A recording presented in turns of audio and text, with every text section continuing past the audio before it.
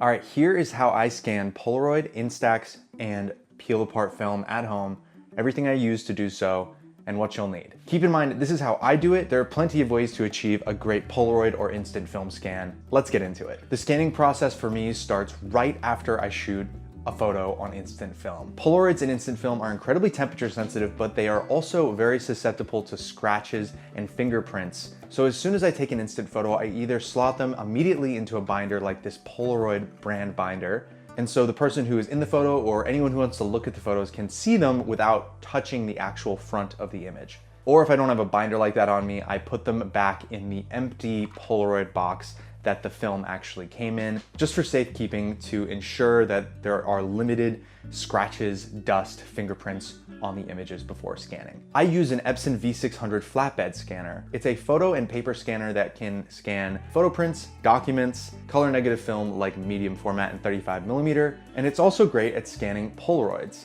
There are a huge range of scanners and also printers that have scanners in them that can get you excellent results when it comes to scanning Polaroid. I just use this Epson V600 because I have one and have had one from when I used to scan color negative film on it. Next up, I use this scan adapter from Brooklyn Film Camera. Using double-sided tape, it allows you to slot your Polaroids into this perfect black frame, which makes it incredibly easy to cut your Polaroid out if you want to make it into a PNG or something. Two other things I use are a microfiber cloth and a rocket blower. When I'm putting the film in the holder, I still don't touch the actual image. I run a microfiber cloth across it gently to lay it onto the double-sided tape. Then I use the rocket blower on both the holder and the glass of the scanner before putting the holder down onto the scanner for scanning. Now for software, I use Epson Scan 2, which is Epson's software for the V600. Your images can get pretty big in file size, and I've found the sweet spot for me and all of my use purposes is scanning at 24-bit color, 1600 DPI as a PNG. And I sometimes like to make adjustments to the color curves in the adjustment section to try to balance out some of the color shifts that the Polaroid might have had from whether it was cold outside when I shot with it, or they're just general tweaks so that I like the photo better. Once I have my Polaroid scanned, I like to put them in Lightroom, make some more color adjustments and tweaks, and sometimes I'll send them to Photoshop to remove dust or spots or whatever's on the image that I'm trying to remove. The film holder is great because it holds your Polaroid just above the glass so that it doesn't get any sort of weird aberrations or Newton rings.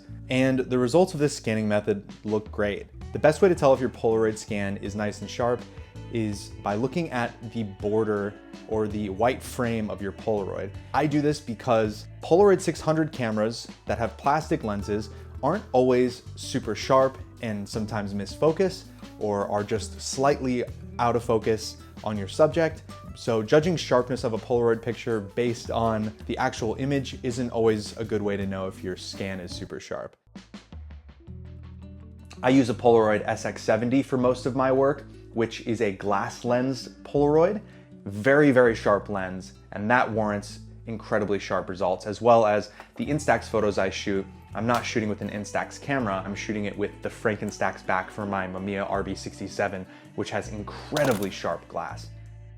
Some of the lenses on modern day Polaroids and also older Polaroid 600s are plastic and they're not that sharp, so take it easy on them because I'm sure they still look beautiful anyways, even if they're not like razor sharp. I use this process for both Polaroid 600 I-type, the standard Polaroid frame that you're familiar with, and also peel apart pack film. I actually just use the Polaroid 600 scanning holder for pack film, even though it's not quite the right size. Pack film and Polaroid film are just about the same height and width, so the pack film fits in there and the background disappears with the black film holder. Now, Instax film. I just lay all of my Instax film directly on the glass of the scanner and scan like 6 at a time. I try to keep the glass as clean as I can before putting the film on there. Instax film for me always seems to have somewhat of a red base in the shadows that you really can't see in real life, but once scanned, it really brings that shadow to life. And I like to correct that with the curves in Photoshop or Lightroom, just to try to get it to look a little bit truer to how it was shot. And again, for Instax film, I'm still scanning at about 1600 DPI, 24-bit color as a PNG. And after I scan any of these, they go right back into the binder for safekeeping so that they don't get touched by fingerprints, dust, and anything else. The binders are available on Polaroid's website for like 20 bucks and they hold a ton of photos.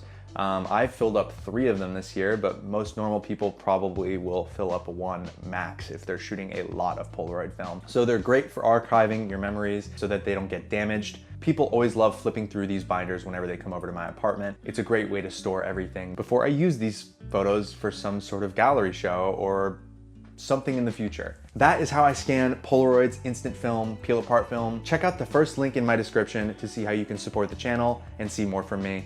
I can't wait to see you guys again next week. Peace out.